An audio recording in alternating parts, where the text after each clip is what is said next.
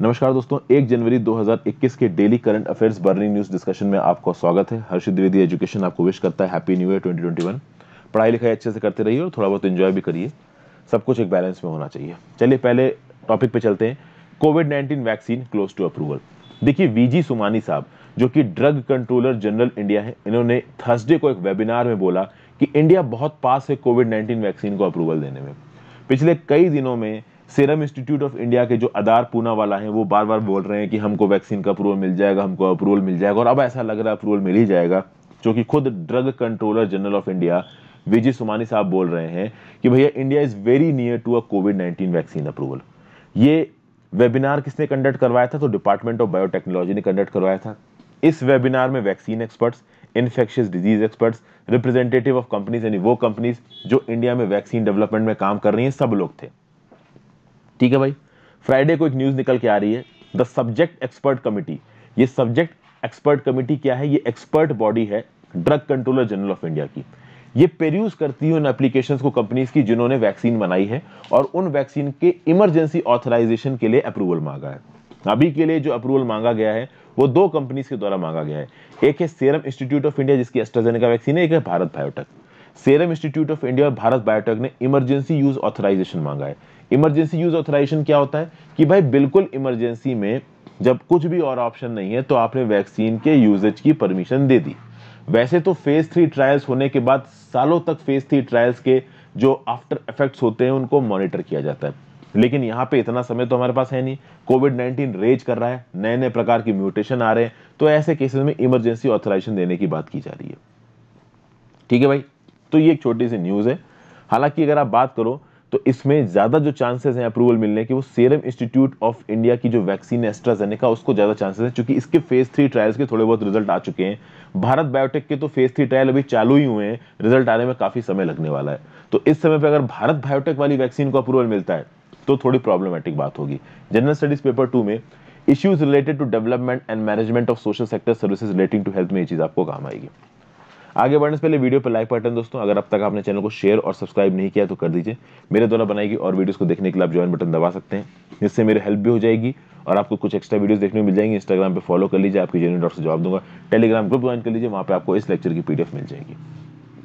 अब यहाँ पे बात की जा रही कोर सेक्टर आउटपुट श्रिंक्स 2.6% इन नवंबर। यहाँ पे बात की जा रही है दोस्तों इंडेक्स ऑफ 8 कोर इंडस्ट्रीज की। इकोनॉमी बहुत सारे लोगों के लिए बहुत कंफ्यूजिंग होती है, तो इंडेक्स ऑफ 8 कोर इंडस्ट्रीज का डाटा है। सबसे पहले मैं आपको एक बात बता दूं, इंडेक्स ऑफ 8 कोर इंडस्ट्रीज और इंडेक्स ऑफ इंडस्ट्रियल प्रोडक्शन ये दो अलग अलग चीजें हैं।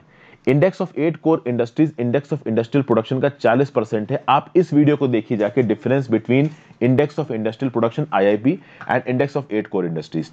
इसमें मैंने बताया कि इंडेक्स ऑफ इंडस्ट्रियल प्रोडक्शन कौन रिलीज करता है, इंडेक्स ऑफ 8 कोर इंडस्ट्री कौन रिलीज करता है, ये कब रिलीज होते हैं, इनके डाटा का क्या सिग्निफिकेंस है, सब कुछ मैंने इस वीडियो में समझाया है। तो अगर आपको थोड़ा सा भी डाउट है इंडेक्स ऑफ 8 कोर इंडस्ट्री समझने में या इंडेक्स ऑफ इंडस्ट्रियल प्रोडक्शन समझने में तो इस वीडियो को जरूर देख लीजिए जाके।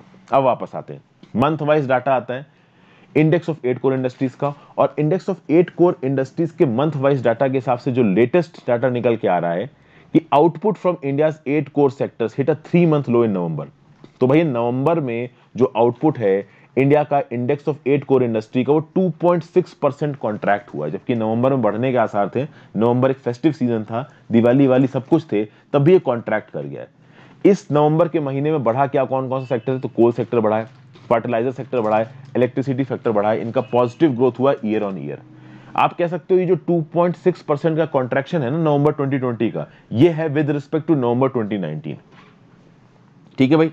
अगर आप बात करो इंडेक्स ऑफ 8 कोर इंडस्ट्रीज की, तो index for 8 core industries was revised upward for both August and October based on updated data inputs from Office of the Economic Advisor in the Department of Promotion of Industry and Internal Trade।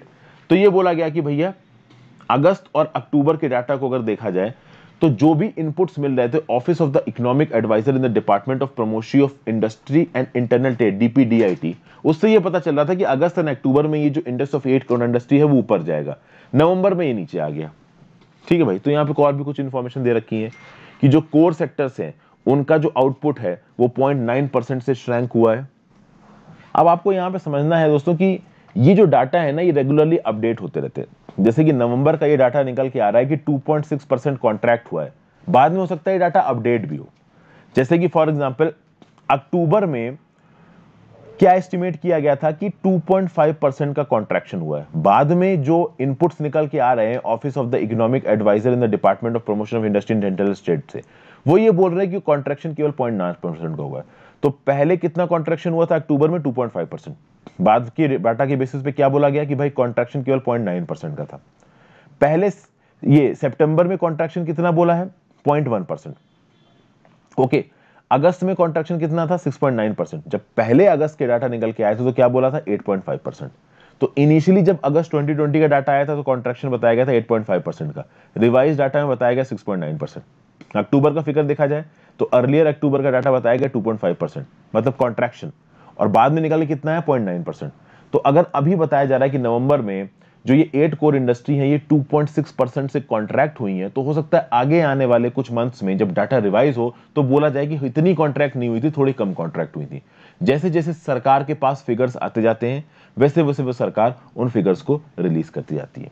Finally मैंने आपको यहाँ पे बता रखा है ये जो 8 sectors हैं दोस्तों, अप्रैल से नवंबर के टाइम पीरियड में ये 11.4% डिक्लाइन हुए हैं। तो अप्रैल टू नवंबर 2019 से अगर आप अप्रैल टू नवंबर 2020 के फिगर्स को कंपेयर करोगे तो there has been a decline of 11.4%, और ये जो सेक्टर्स हैं they form 40% of the index of industrial production.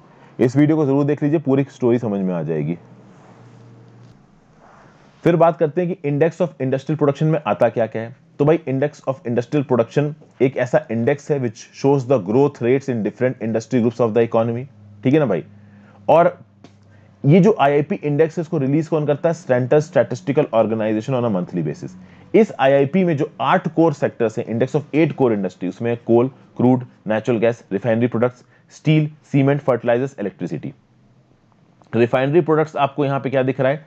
28.04%।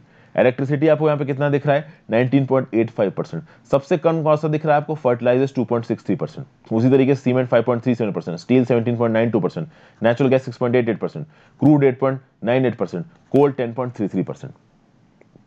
General studies paper 3 Indian economy and issues relating to planning, mobilisation of resources, growth, development, employment में ये चीज आपको काम आएगी। फिर नेक्स्ट न्यूज है huge wild fire at Dzukou valley at Manipur Nagaland border. सबसे पहले तो देखते हैं डुजुको वैली है कहां। यह आपको नॉर्थ ईस्ट का नक्शा नजर आ रहा है दोस्तों। अगर नॉर्थ ईस्ट के नक्शे की बात की जाए तो ये जहां पे मैं अभी कर्सर दिखा रहा हूं ये है वेस्ट बंगाल, ऊपर की तरफ है सिक्किम, गैंगटॉक। अगर आप इस वेस्ट बंगाल के ईस्ट में देखें तो यहां हम आसाम में एंट्री मारते हैं। आसाम के साउथ में पड़ता है मेघालय, नॉर्थ में पड़ता है अरुणाचल प्रदेश, आसाम के ईस्ट में पड़ता है नागालैंड, आसाम के साउथ में पड़ता है त्रिपुरा, मिजोरम। तो आसाम मेघालय के साथ भी बाउंड्री लगा रखा है, वेस्ट बंगाल के साथ भी लगा रहा है, अरुणाचल प्रदेश के साथ भी लगा रहा है, नागालैंड के साथ भी लगा रहा है, मणिपुर के साथ भी, मिजोरम के साथ भी, त्रिपुरा के साथ भी और बांग्लादेश के साथ भी। ठीक है भाई। उसके बाद अगर आप बात करो तो मणिपुर और नागालैंड के बॉर्डर पे जो ग्रीन रंग का आपको डॉट सा नजर आ रहा है ना, ये बेसिकली डुजोको वैली है। इसी डुजोको वैली में एक बहुत बड़ी वाइल्ड फायर लगी, बहुत बड़ी आग लगी है। ये डुजोको वैली अपनी बायोडाइवर्सिटी के लिए और अपने सीजनल फ्लावर्स के लिए मानी जाती है, मणिपुर और नागालैंड के बॉर्डर पे। इससे सुनने में यह आया है कि भैया मैसिव लॉस हुआ है बायोडाइवर्सिटी को डुजोको वैली में। इस डुजोको वैली को वैली ऑफ द फ्लावर्स भी बोलते हैं, टूरिस्ट वगैरह भी जाते हैं यहाँ पे। मणिपुर की चीफ मिनिस्टर एन बिरेन साहब ने बोला कि this is a very unfortunate incident, क्योंकि Dzukou valley is one of the most beautiful places in Manipur. अब फायर अभी तो कंट्रोल के अंदर में है। इंडियन एयरफोर्स के चॉपर को डिप्लॉय किया गया, क्योंकि नागालैंड ने रिक्वेस्ट की कि भैया इस आग को बुझाइए, तो कहीं ना कहीं डिजास्टर मैनेजमेंट टीम्स भी यहाँ पे फोर्स में आ गई। फॉरेस्ट सर्वे ऑफ इंडिया 2020 ने बताया था कि छत्तीसगढ़, मिजोरम, मणिपुर, मध्य प्रदेश और ओडिशा के फॉरेस्ट सबसे ज्यादा वल्नरेबल है फॉरेस्ट फायर को। और जब फॉरेस्ट फायर लगती तो सबसे पहला अलर्ट कहां से आता है? तो एक सिस्टम है जिसका नाम है मोडिस, इसको बोलते हैं moderate resolution imaging spectrometer of NASA. और एक सिस्टम है वीर्स, VIIRS, जिसको आप बोलते हो visible infrared imaging radiometer suit. ठीक है, ये मोडिस और विर्स दोनों सैटेलाइट बेस से काम करते हैं। ये किसी भी वाइल्ड फायर को पहले देखेंगे, उस वाइल्ड फायर की इंफॉर्मेशन को फॉरेस्ट सर्वे ऑफ इंडिया को फॉरवर्ड करेंगे। Forest survey of India digitised मतलब बाउंड्रीज चेक करेगा, पिन पॉइंट करेगा उन लोकेशंस को जहां पे फॉरेस्ट लगी है, और तुरंत इंफॉर्मेशन को उस पर्टिकुलर फॉरेस्ट डिपार्टमेंट को फॉरवर्ड किया जाएगा जो इस चीज को देखेगा। तो जो डिविजनल फॉरेस्ट ऑफिसर होगा in charge of the forest, वो इस रेजिंग फायर के लिए इमीडिएट एक्शंस लेगा। जनरल स्टडीज पेपर 3 में डिजास्टर मैनेजमेंट में ये न्यूज आपको काम आएगी। अगली न्यूज है Nagaland declare disturbed area under AFSPA. वैसे तो नागालैंड 6 डेकेड से एफ्स्पा के अंदर है। 30 जून 2020 को इसको एरिया डिक्लेयर किया गया था, फिर से अभी इसको डिस्टर्ब्ड एरिया डिक्लेयर किया गया है। आप देखिए कि nationalist socialist council of Nagaland और गवर्नमेंट ऑफ इंडिया के बीच में एक एग्रीमेंट साइन हो चुका है, उसके बाद भी एफ्स्पा के अंदर डिक्लेयर्ड एरिया बोला गया नागालैंड को। नागालैंड की पूरी कहानी अगर आपको जाननी है, नागा इंसर्जेंसी आपको जानना है, national socialist council of Nagaland Isak Muivah का क्या रोल है, नागा ग्रुप्स कौन कौन से ये यहाँ पे डोमिनेट करते हैं, इन नागा ग्रुप्स की डिमांड क्या है, गवर्नर RN रवि का यहाँ पे क्या रोल है, नागा पीस अकॉर्ड क्या है, इन सब चीजों के बारे में मैं इस वीडियो में ऑलरेडी डिस्कस कर चुका हूं। आपको पूरा नागालैंड की प्रॉब्लम समझ में आ जाएगी अगर आप इस वीडियो को देख लेते हैं तो। ठीक है, अब नागालैंड को फिर से यहाँ पे डिस्टर्ब एरिया डिक्लेयर कर दिया गया। क्यों? क्योंकि बहुत सारे केसेस सुनने में आ रहे हैं, किलिंग्स के, एक्सटॉर्शंस के, लूट के, स्टेट्स के अलग अलग भागों में। बहुत लंबे समय से 18 सालों से 80 राउंड्स ऑफ नेगोशिएशंस हो चुके हैं NSCN IM की लीडरशिप के बीच में और गवर्नमेंट ऑफ इंडिया की लीडरशिप के बीच में। NSCN IM क्या डिमांड कर रहा है? एक सेपरेट फ्लैग और कॉन्स्टिट्यूशन डिमांड कर रहा है, और ये सेपरेट फ्लैग और कॉन्स्टिट्यूशन के लिए कभी भी सेंट्रल गवर्नमेंट तैयार नहीं हो सकती है। और इंसर्जेंसी चालू है नागालैंड में, जो वो मांग रहे हैं वो भारत सरकार दे नहीं सकती, इसलिए नागालैंड को डिस्टर्ब्ड एरिया बोला गया। डिस्टर्ब्ड एरिया कौन से सेक्शन के अंदर डिक्लेयर किया जाता है? Under section 3 of AFSPA. ठीक है भाई, it is invoked in places when the use of armed forces is necessary to aid the civil power. तो पुलिस वगैरह जब चीजों को हैंडल नहीं कर पाती है तो वहां पे आर्मी को भेज के एफ्स्पा लगाना ही पड़ता है। ठीक है, जो गवर्नर है एक स्टेट का, ये जो सेंट्रल गवर्नमेंट है, वो किसी पूरे स्टेट में, पूरे यूनियन टेरिटरी में, स्टेट के एक छोटे से पार्ट में, यूनियन टेरिटरी के एक छोटे से पार्ट में एफ्स्पा लगा सकता है। ठीक है भाई, तो ये यहाँ पे एक मेजर न्यूज है, जनरल स्टडीज पेपर 3 में चीज आपको काम आएगी। फाइनल न्यूज आज की, Britain leaves Europe single market. भैया ब्रेक्जिट, जिसके बारे में 4, 4.5, 5 सालों से बातचीत चल रही है, फाइनली ये रियलिटी हो गया है।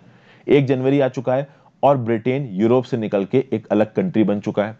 बहुत प्रॉब्लम थी, ये जो यूके का डिपार्चर है यूरोपियन यूनियन से, इसके ऊपर काफी बहस है, बहुत सारे लोगों को करोड़ों का नुकसान भी हुआ है, बहुत सारे लोगों को जान भी गई है, बहुत सारे लोगों की नौकरियां भी गई हैं। 11 PM सेंट्रल लंदन में जब बजे, तब भाई यूके ने ब्रेक्जिट को छोड़ दिया। उस समय तक यूरोपियन यूनियन में न्यू ईयर आ चुका था। ब्रिटेन की पॉलिटिक्स में जून 2016 से ये जो ब्रेक्जिट टॉपिक है ये डोमिनेट कर रहा है। बहुत डीप पॉलिटिकल और सोशल वाउंड्स यहाँ पे देखने को मिले, लेकिन प्रधानमंत्री बोरिस जॉनसन साहब जो हैं यूके के, उन्होंने बोला है यूके की हिस्ट्री में एक बहुत बड़ा स्टेप है और अब हम एक अलग कंट्री हैं, अपने आप को अलग तरीके से ग्रो करेंगे और हमारा सबसे बड़ा दोस्त रहेगा EU। तो 31 जनवरी को ये पूरा का पूरा जो ये एग्रीमेंट है इसको एग्जीक्यूट कर दिया गया है। एक फ्री ट्रेड एग्रीमेंट साइन हो गया है ब्रुसेल्स के साथ, ब्रुसेल्स यानी कि EU का जो हेडक्वार्टर है। ठीक है भाई, अब इससे इमीडिएटली कुछ नुकसान होने वाले हैं, जैसे कि 500 मिलियन लोगों का जो मूवमेंट है, लगभग 50 करोड़ लोगों का जो मूवमेंट है in between European union and Britain, ये इफेक्ट होगा।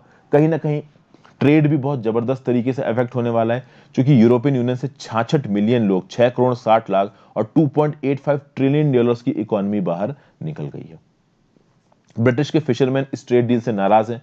ब्रिटिश फिशरमैन का क्या बोलना था कि हम ये नहीं चाहते कि यूरोपियन यूनियन के फिशरमैन हमारे यहाँ पे आके फिशिंग करें, लेकिन कोई मानने को तैयार नहीं। ब्रिटिश फिशरमैन का बोलना है कि भाई EU के फिशरमैन हमारे यहाँ नहीं आने चाहिए। अभी 5 साल के लिए तो EU के फिशरमैन को लिमिटेड तरीके से ब्रिटेन के वाटर्स में परमिशन दे दी गई है।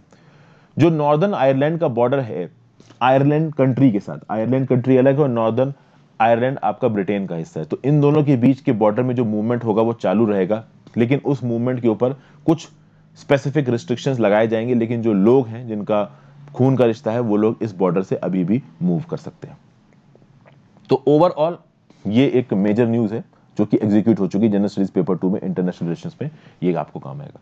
सो thank you for watching friends, have a great day, goodbye. Video को लाइक और शेयर जरूर कर दीजिएगा, कमेंट कर दीजिएगा एंगेजमेंट के लिए। Have a great day.